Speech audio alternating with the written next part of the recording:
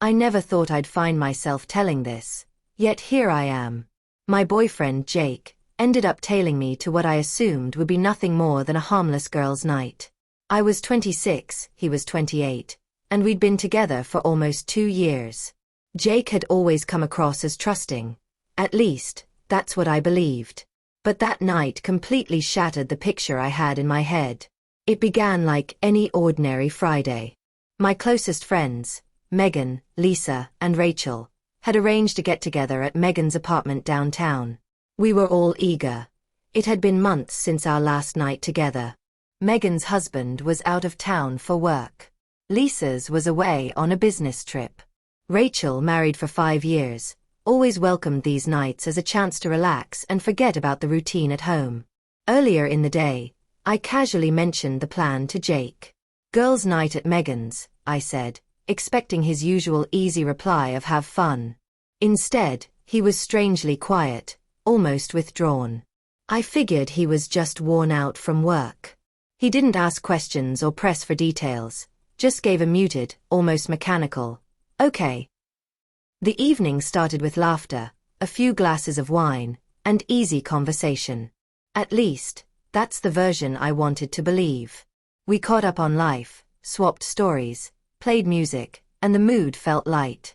But as the night wore on, something subtle shifted. Megan's friendly energy became more flirtatious. Lisa laughed a little too much at every comment. Rachel kept glancing at her phone, and it was obvious she wasn't texting her husband. Looking back, the warning signs were there, but between the wine, the cozy atmosphere, and years of friendship, I ignored my instincts. Then Megan turned the key in the door and produced a bottle of tequila. That's when everything changed. She leaned closer to me and whispered, "It's just us tonight. No husbands. No rules." Her eyes sparkled with mischief. Lisa grinned in agreement. Rachel shot me a look that made my stomach tighten. That's when I realized, this wasn't going to be just a casual night in. Something hidden, something raw, was pushing to the surface. And then I saw it, a shadow outside the window. My chest tightened. It was Jake. His expression burned with betrayal as he stared in. My mind raced. How long had he been there? What had he seen? Was this the end of us? Megan noticed me freeze and smirked. "Relax," she murmured.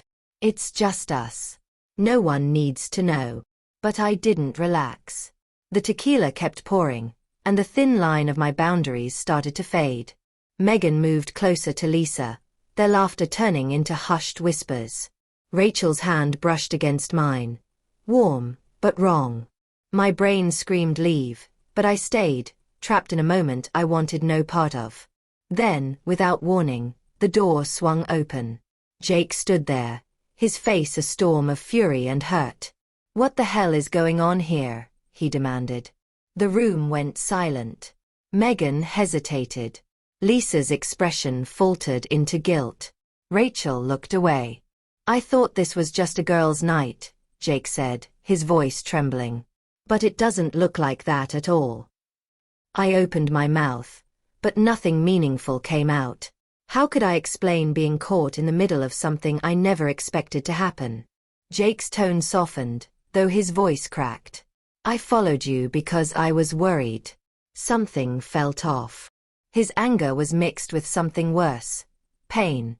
The kind that comes from watching trust fall apart.